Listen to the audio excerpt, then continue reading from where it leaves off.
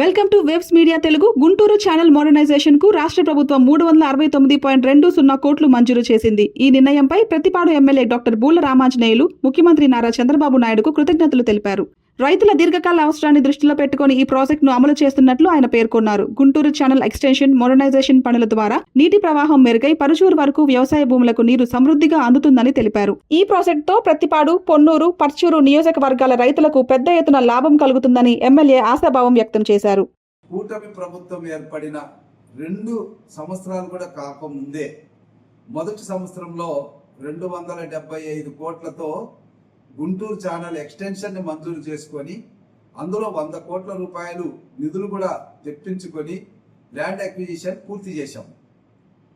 పనులు రేపో మాపో ప్రారంభం అవుతున్నటువంటి సందర్భంలో ఇప్పుడు మళ్ళా గుంటూరు ఛానల్ మోడర్నైజేషన్ కి మరొక 369 కోట్లు, అంటే దగ్గరగా 650 కోట్ల రూపాయలు మనకు 70-80 సంవత్సరాల చిరకాల వాంఛైనటువంటి Guntur channel extension, Guntur channel modernisation, ఈ రెండింటికి కూడా నిధులు మంజూరు చేయడం, పనులు ప్రారంభించుకోవడం నిజంగా రైతుల పాలెటు వరంగా మనం భావించాలి.